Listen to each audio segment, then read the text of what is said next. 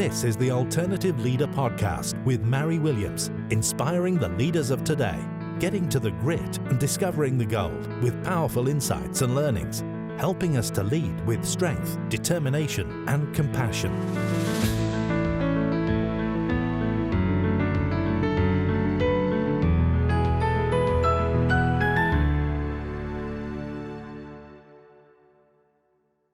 Welcome to the Alternative Leader Podcast. My name's Mary Williams and I'm the Mind Architect.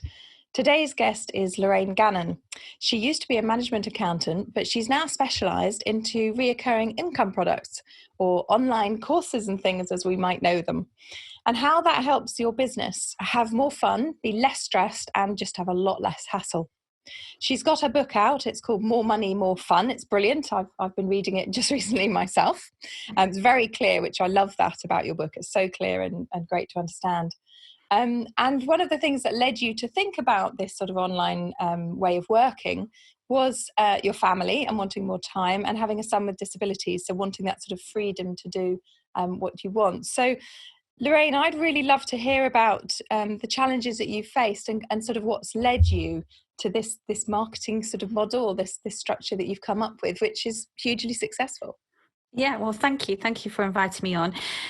So I think it all comes back to in 2004, my son was born with cerebral palsy. And there was a moment where I walked into a doctor's surgery, having had quite a few problems with Ben along the way. And at about 6 months old, he was diagnosed with cerebral palsy. And the doctor sort of said to me, he wiggled his legs a little bit, and he sort of said to me, I don't think your son will walk properly, and he might need a lot of help. And that was kind of it. That was a bombshell. Wow. I was almost halfway out the door when he was saying this, and when I got in the car, kind of the magnification of it sort of started to land.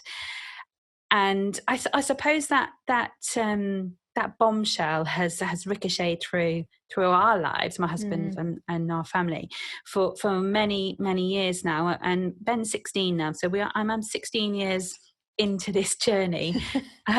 So I've learned along the way really that my family is very important to me. I had a corporate job, but I was a finance manager for a very large corporation, a Tarmac subsidiary of Tarmac Western, and I worked in construction, and I loved my job. I loved what I did. But it became apparent that when you have a son with a disability, things are different. So, the bus arrives at home at 4:00 and it's a disability bus, and he needs to be unloaded and stuff. So you can't pass some of this childcare on. It is what it is. So through that process, we've had to adapt, and we looked at various different models. And the very first model we tried was we literally turned our lives upside down and went, right, okay, forget all that. We'll go and run a couple of pubs, which is absolutely crazy. But I think what was at the heart of that, the emotion was that basically we'd all be together, that we'd all be sat together in this pub, and that we'd be running it, and it would be this ideal lifestyle. But we've quickly realised that pubs aren't family friendly. That they're busy at weekends. You're busy in the evenings, and if it's a bank holiday, then you can forget it. You're extra busy. So all the times that our kids were around were not family friendly. So we kind of turned our world upside down in reaction to this huge challenge that we presented with, and it took us a while to work it out.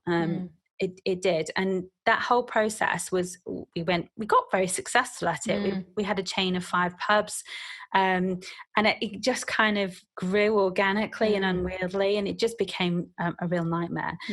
And at the end of that process, we realized we made more money out of the property of trading pubs and selling the pubs afterwards than the actual running of the day-to-day. The day-to-day was just a lifestyle. So that was kind of the initial, oh my God, this is a massive challenge. This is what happened next. And as a result of that, our family, we sort of adapted to the whole process really, but that's kind of how it started. And then then we kind of realised, okay, we went back to corporate for a little while. I went back and got another sort of chief accountant's role for as part of DEFRA, the government, and it was all kind of very soul destroying, and it became very difficult to do anything very well. You know, to have a corporate career and tick all those boxes. Yeah.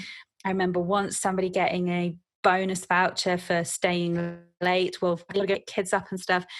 So these things kind of started to eke away. So that was the initial thing. And then we found some recurring income products. And the first one was actually a consultancy model.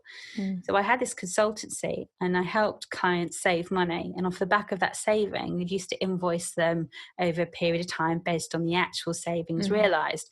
So that was my, so that was kind of the introduction to recurring income. So you can do it in consultancy as well, depending on your product.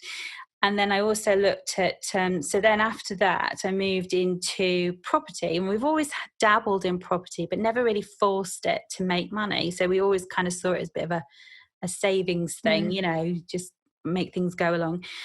But of course, property is recurring income because each month you get rent based on the asset. So I quite slowly started to discover what I would call a balance sheet based revenue. So anything that we create an asset behind, whether that's your knowledge, your know-how, or what you do, we create this. Whereas when you're selling your time for money, basically when you're in a revenue selling system, you kind of use revenues based profit and loss selling. So that's instant. It just keeps coming in and out. It keeps moving through the balance sheet, and there's no real sticky stuff going on there. You know, if you've got assets in the balance sheet, whatever you're doing, even if they're intangible, if you kind of have this mindset around the two types of sales, that's what I slowly realized, and it became a bit of a light bulb moment for me. So that's kind of where some of the origins of that story come from, if that makes sense. Yeah, no, that's absolutely fascinating. So before I go on to the business model, because it's, you know, it's really interesting, can I just ask how Ben is now? What he's up to? Yeah, he's superb. I mean, he's a little star, and we're very grateful for what he can and can't do. He talks brilliantly. He's got really chipper, sort of a sense of humour, likes a bit of banter, you know, a real sense of humour going on there. So he's great, but he is wheelchair bound. So we did try 7 or 8 years ago, we took him to the USA and raised a huge amount of money to get him to have an operation out there, which gave him benefits but didn't give him the ability to walk. So and for about 8 years we tried to find a cure as such. But yeah, he's superb. He's ace. Brilliant. Okay. So when you think back to sort of before I come on to the model, because the model itself is fascinating, you talk a lot about freedom. And before we started, you know, you were saying that it was wanting that freedom, you know, not having to be tied to your desk at the end of the month, and obviously wanting to be there for and needing to be there for Ben. So can I kind of ask you, what does the freedom sort of mean to you? The freedom is the freedom to choose. So I don't really have, you know, we've still got children at school, so it's not like we can choose the freedom to go and sit on a beach somewhere or travel the world, because we're still bound by the whole needing our children to be in education sort of 30 odd weeks a year.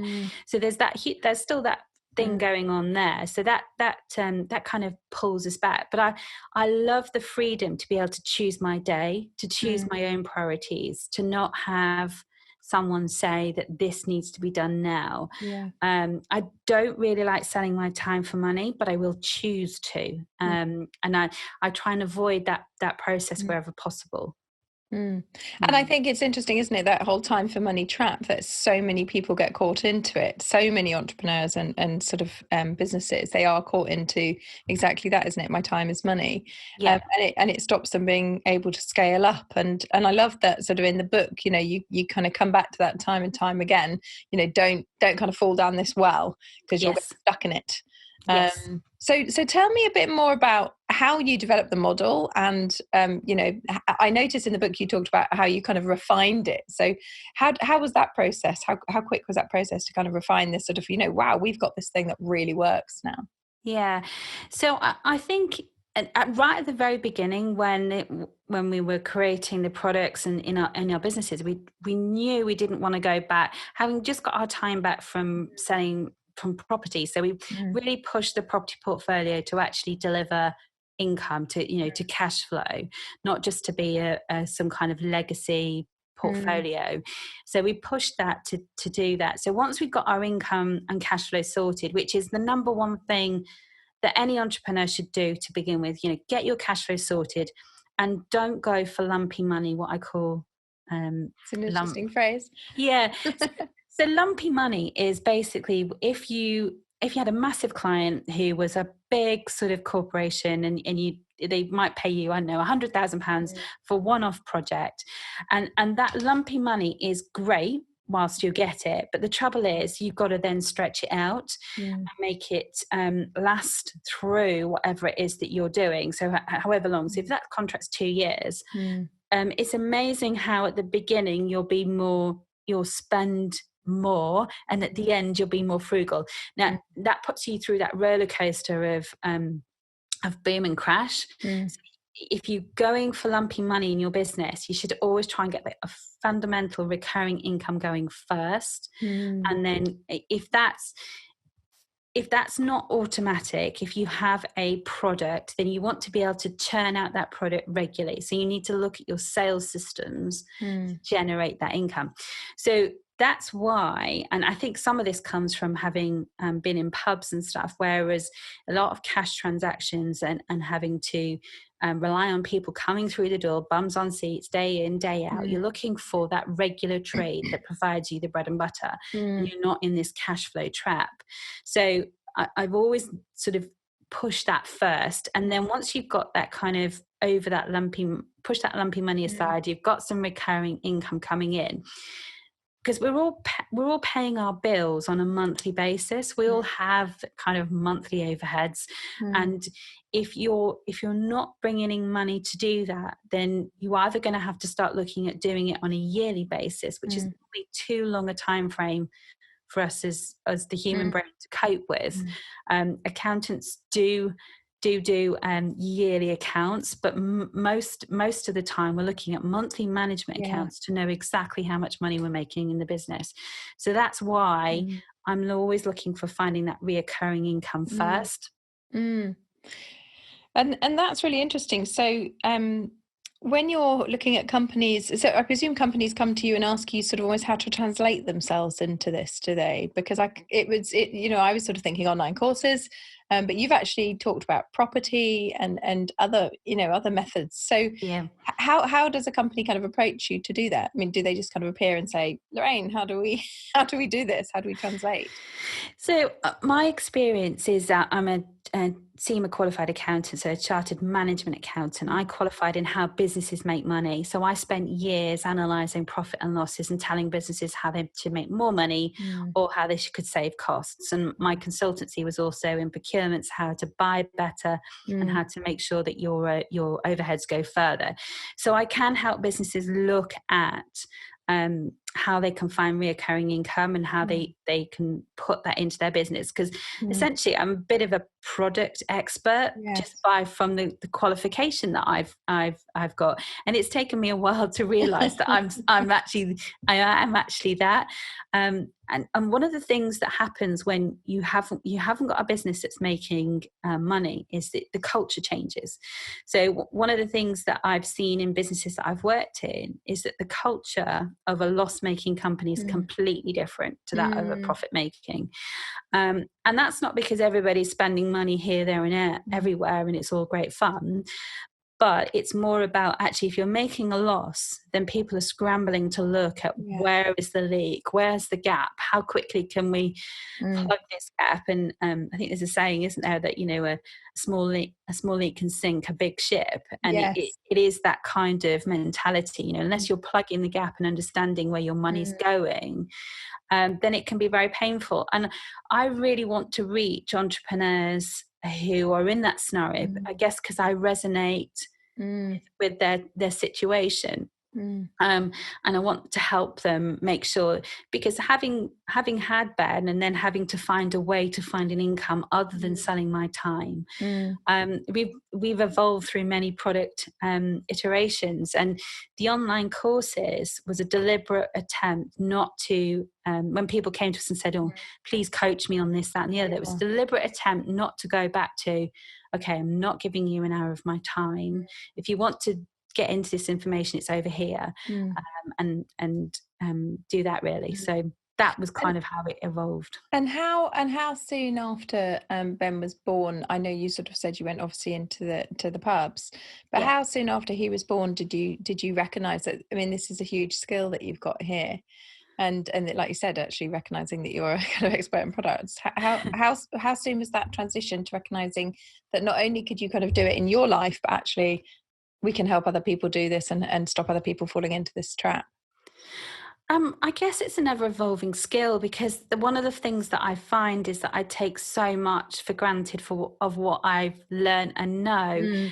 And you know, I do talk a lot in the book about discovering your IP and knowing what it is. And so many entrepreneurs have this skill set. So, you know, nobody teaches you. I think I use the example of how to run a coffee shop. Nobody tells you how to do that. And I was listening to a podcast the other day, and somebody was talking about how to get people into restaurants and how to get, you know, and we were doing that back 5-10 years ago. So you know, we were sending out vouchers and stuff for free birthday bottles of wine, and trying to build an email list, a database. So it's actually, I think we had email then, we were literally sending it postcards through the post, but it was essentially our database. So we've always kind of done these things intuitively, and it is a real skill to try and pull it out. And I hope, you know, in the book I help people do that through I've got some tools and stuff, an idea and asset audit to help people do that. But you do have to sort of be a little bit vain about it, I think, because otherwise you kind of like, you don't realise your own value. I think that's really true. And it's a funny one, isn't it? Because of course we're learning from, you know, the minute we pop out, as it were, if not before. And we don't recognise that we're actually, we've often just absorbed this information. And I think the other key thing that we don't look at is our own brain structure and how our own brain processes, and therefore how we see things very differently to other people. And I think, you know, that what I'm hearing sort of when I listen to you is, you know, just somebody who views things very differently in a very clean, process orientated way. But with this lovely kind of holistic goal at the end of it, which is, you know, let's all buy our time back almost, really. And I think that's lovely. And I think, but you're right, that I think a lot of people, because it comes very naturally to them. And in fact, it reminds me of a conversation I had. I think I was saying to you, I used to work as a family worker in schools, and I used to run parenting courses. And one of the parents actually who sort of prompted me to go privately, he sort of said, you know, I'm taking what I'm learning on the parenting course from you, and I'm actually using it with my team. I'm getting on better with all of my team. You know, it was the kind of how to communicate with your teenager. He was just translating to how to communicate with your team. And he said to me, you know, one of your problems is that you don't see how good you are. And he said, you know, you just come into a room, you look after everyone in the room, you get the loud person to quieten down, the quiet person to speak up. He said, you manage everybody's emotional state. He said, you know, 18 people in a room and you're managing that on your own. You don't recognize the value in that. And it was such a beautiful piece of advice almost, because it did make me stop and go, oh, can't everyone do this? And I think what you talk about in the book, that finding your IP, it is, as you said, it's something that comes so naturally to you, as this obviously comes to you, that you just don't even notice that it has a value to it. Absolutely.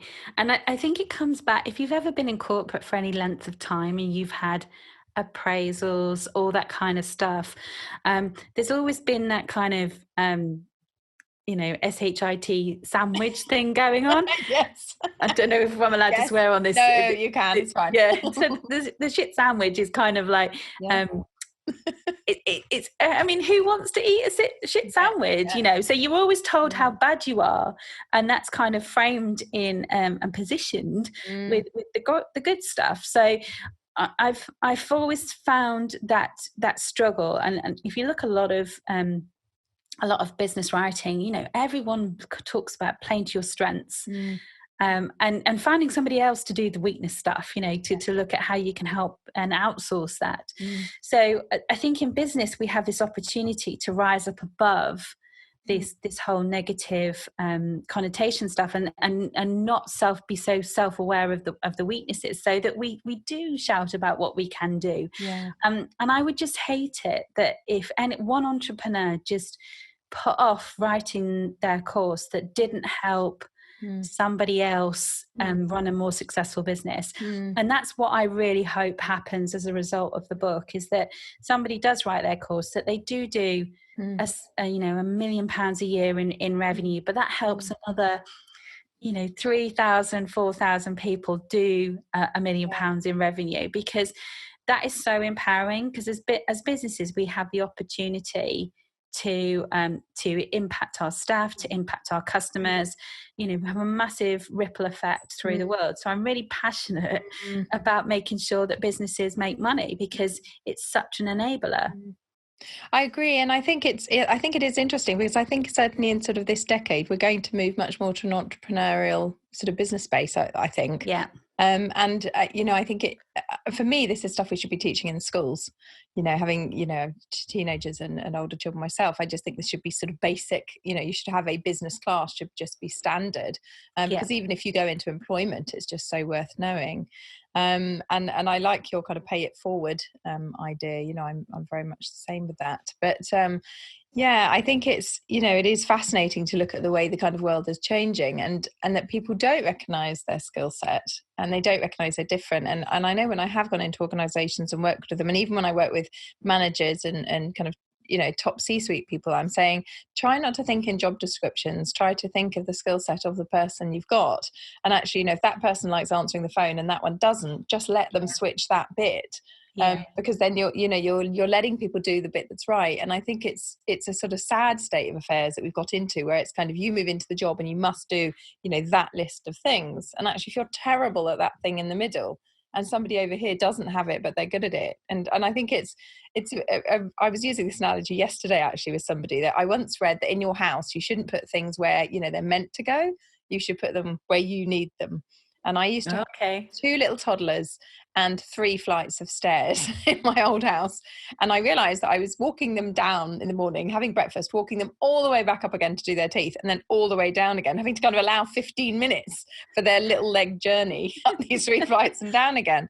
And it just suddenly, I read this one day and just went, toothbrushes in the kitchen. And it was just such a simple thing, just saved me, 15, 20 minutes every single day.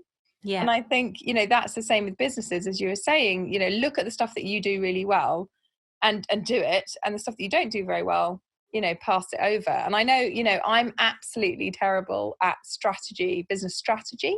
But I'm great at strategy for my clients. And so, when it's my own stuff, I'm just too close for it. I can do it with other people, but not for myself. And it is farming that bit out. That's actually really common. I find a lot of people, when I help a lot of clients, I've just helped a couple of clients launch their new memberships, and they really struggle to say what it is that people get out of their product, and we have to do quite a lot of outcome looking, going through the process. Is there any return on investment? What's the emotional payback from having completed your product and what you do? So we all kind of get this blind spot around our own stuff. And even in some respect, and what we're doing for the clients. So we can dive in and do it for the client, but actually verbalizing that outcome and how we help them, I find is actually quite common for a lot of clients.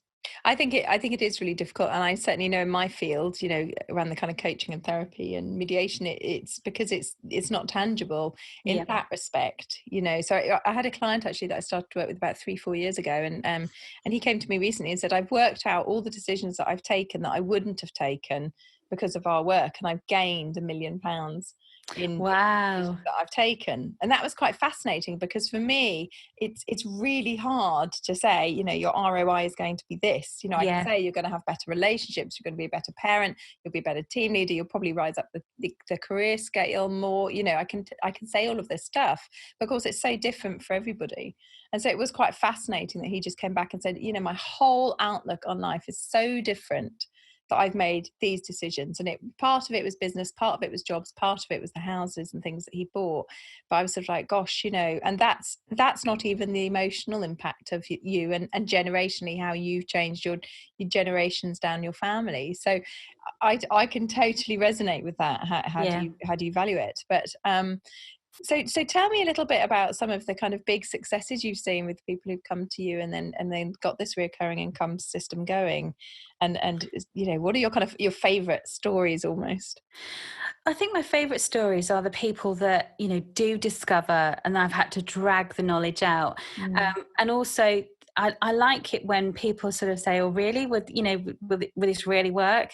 And I also love the pre-sale stuff. So when a client gets sort of 20 to 30 members on board, and potentially normally on a launch, we talk about £50 to £100 if you've got some type of ROI on the product, if you can verbalize that. So if you've got a 50 to 100 clients, 20 clients paying you £100 a month, that's £2,000 a month. Well, most people's baseline costs of living, if you scraped everything back, would be pay the mortgage, pay the rent, and get some food, would be 2,000. So straight away you're creating some financial freedom in somebody's lives. Not the full financial freedom, but the bare necessities of financial freedom. So, and then the motivation that creates to write the products and the beautiful products that come out of this, the kind of the methodologies, the processes, people actually sitting down and thinking about what it is they do. And I see people posting on social media and I'm closing my membership today and talking about all the things that they're doing. And it kind of lights me up, because those are the things where I see, okay, this person who I didn't even really know existed before was all of a sudden now all over social media talking about their knowledge and their know-how and how they can help other businesses and other people. And so that is what I think is making a difference, is really impacting people and translating them. But all sorts of people, people that have had illnesses that are then helping other people through illnesses through their memberships, or another client who was in some very serious terrorist attack type situations and then has created their product to help other people through anxiety related challenges and those sort of things. And I just think that's amazing. Now, I wrote my book back in September 2019. It was published, in September 2019. But one of the chapters I talk about the future of e-learning and what an impact it could have. And not knowing where we are today, I talked about how you can avoid, there's the paragraph I'm on about, how to avoid, how we can collaborate together worldwide and solve, create vaccines for diseases, and how we can overcome challenges of mass problems and illnesses, and how that could help the world. And I did not know, obviously, anything of this was coming. So that is the power of e-learning, that it can help people.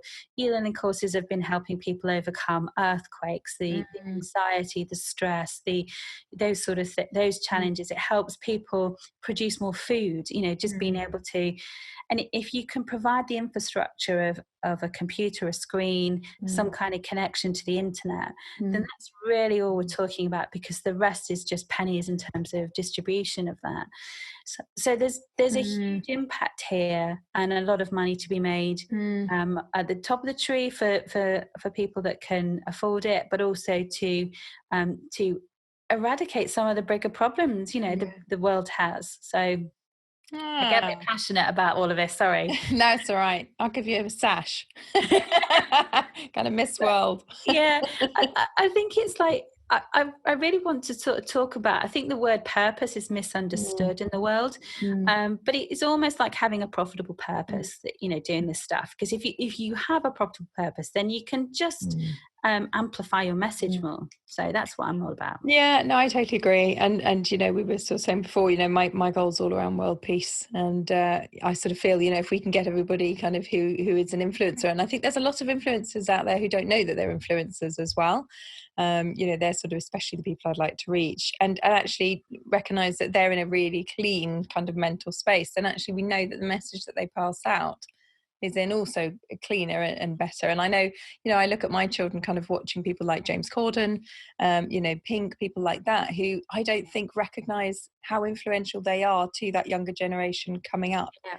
And so I'm with you. I'm sort of, if we can get the message out there to as many people as possible about exponential kind of growth of the message, really, isn't it? Have a kind of happy, harmonious world. That's kind of certainly where I'd like to leave the planet, I know. So yeah, definitely.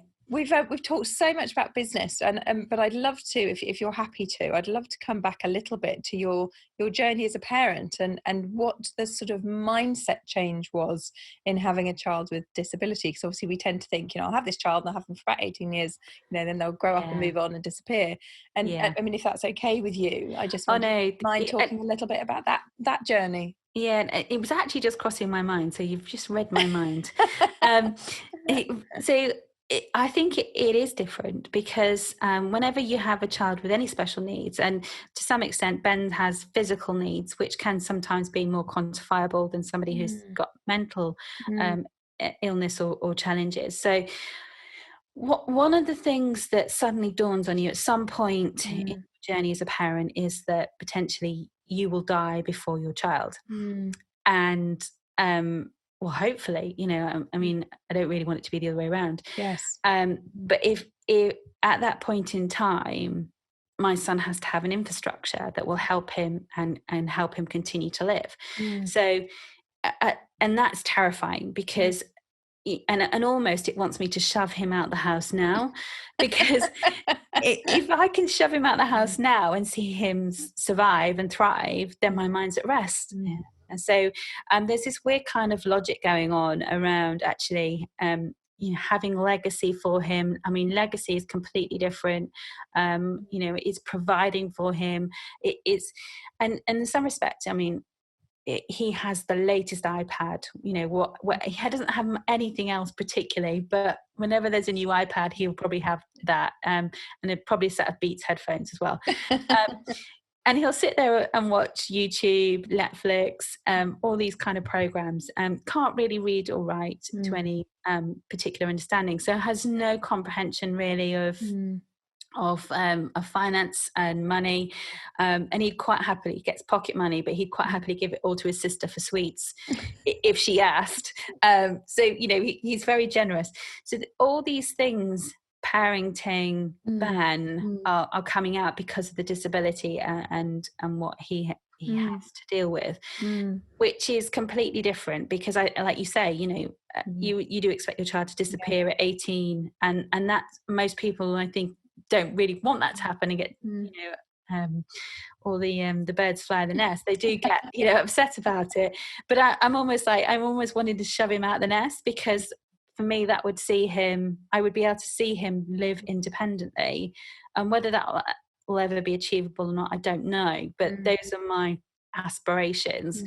But I think it's probably driven me more than I recognize in business, because it's kind of like underlying reason why that there has to be money coming in, because I don't want any kind of trustee or somebody to say, no, Ben, you can't have the latest iPad. It's almost like, gosh, no, that would be my worst nightmare. The kind of some kind of carer would hold that back, because that's the only thing. That's the only what he's not going to have the fast cars or the kind of the other luxuries of life. So yeah, it does change you as a parent. So how do you think it's changed you as a person? I don't know. That's really tough, because I've always thought it's weird, because when Ben was born, loads of people said to me that you're only like gifted what you can handle, and I resented that at the time, but it perhaps resonates a little bit more now. But I mean, it was tough. It's made me more grateful, I think, because at the time, I think there's this grieving process that you go through. You grieve for a a child that you thought you were having, and then you don't have all those kind of expectations, you know, I remember bringing Ben home on the first day and thinking, you know, wow, you know, how much fun we're going to have. But life is different as a parent of a child with disabilities. You know, we can't go to Legoland or to Disneyland in the same way that other people can. And my daughter misses out because of that.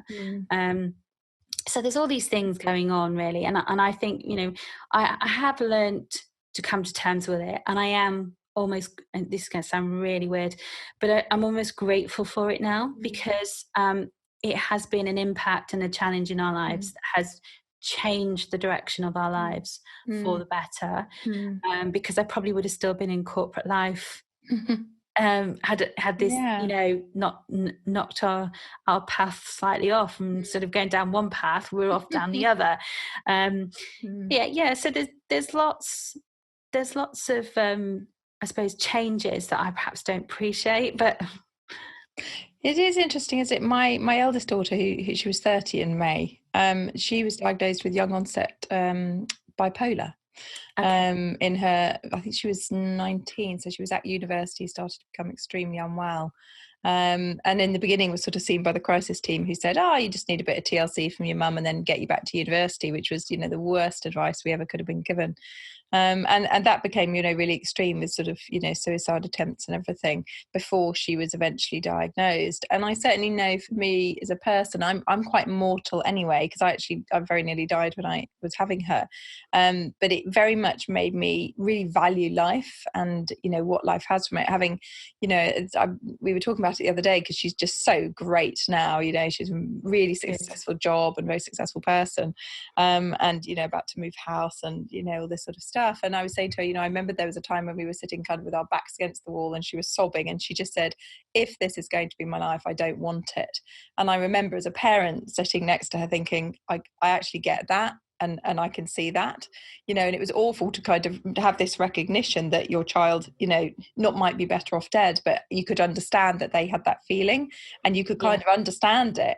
And, you know, she's just gone onwards and upwards, and actually she ended up writing the policy for South Cambridge, you know, for how to manage it. And because you don't get diagnosed young normally, it's really missed. And I think when your child has something that's kind of like out of the norm, as it were, it really does focus you onto the fact that, you know, life is a gift, and, you know, we should be making the most of it. And how do you keep as much freedom as possible in your life to do the things that are important to you? And, you know, like you say, you know, I mean, a lot of people, you know, they say, don't they, you know, when people sit on their deathbeds, it's, you know, nature and family and friends that, you know, are their key focuses. And I think I see so many people trying to cram so much into such a short space of time, you know, and posts, like you say, on social media, sort of, you know, I was up at 4 doing my business, and I kind of, you know, I have a client at the moment who's just working so hard on building his company, and he's not spending any time with his family. And it is, I think, when you've had a child that goes through something, it kind of, that's much more present to you. About this necessity to enjoy life. And as you say, you know, I remember at the time thinking I might be financially responsible for her forever. Now I'm not, and like I say, she's brilliant. But, you know, that was something I took into account at the time. Actually, I might be supporting this child forever.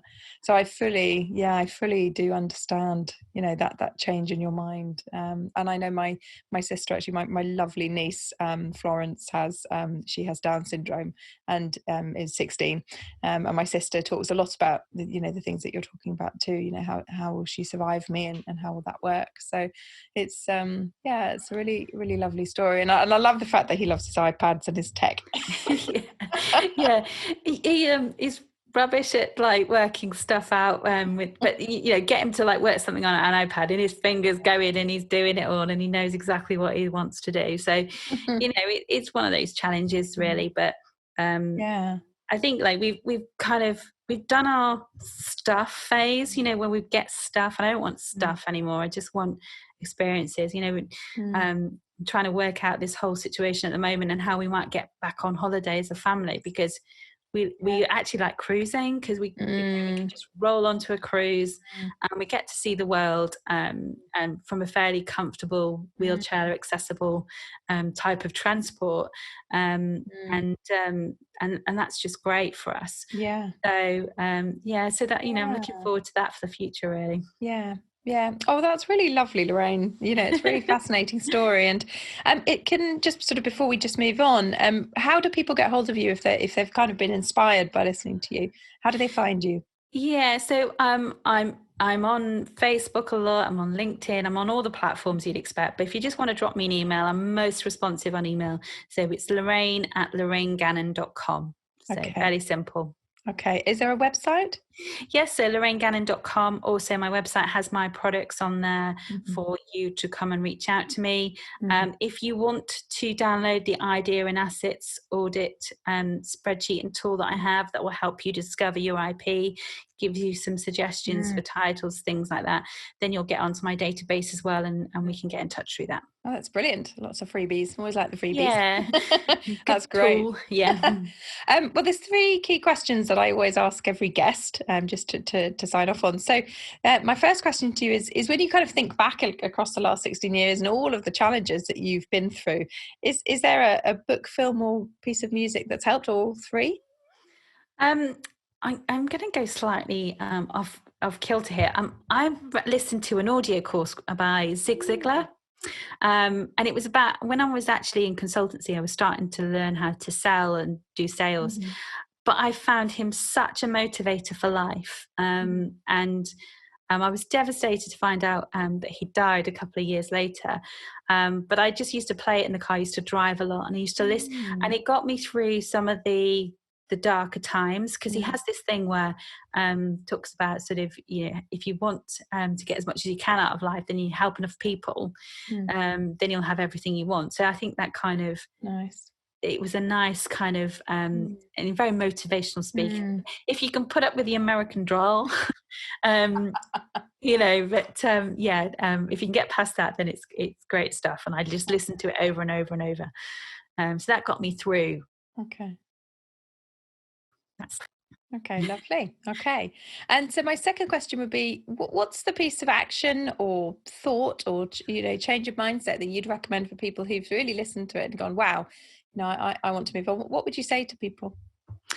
Well, we were talking earlier about get your products sorted. So you can have all the authority pieces, you can have all the social media presence, you can have the huge email list, but if you're not actually actively selling your products and getting out there, then you're not going to make enough money to enable your profitable purpose. So I'd really like people to sort of challenge themselves to get out their comfort zone and start selling some of it. And it sounds like a good start is the free tool on your website. yeah, definitely. And then if you want any more help structuring the kind of the products, there's quite a bit in the book More Money, More Fun, although it is geared to an online course. We talk about different types of products, particularly if you're in the expert type arena, coaching, consultancy, that sort of stuff. So there's all sorts in there about that. Great. Okay. And my final question is, if you were standing in front of the kind of world leaders of today, what would be your message or your advice? Definitely to put more business education into schools and into learning. I think the trouble is the world is moving so fast, and that learning is kind of is outpacing technology. So technology is outpacing learning. But I think it's this real shame that we're not helping people to enable themselves just to live their life to retirement. Just not having the ability to plan their financial futures through retirement.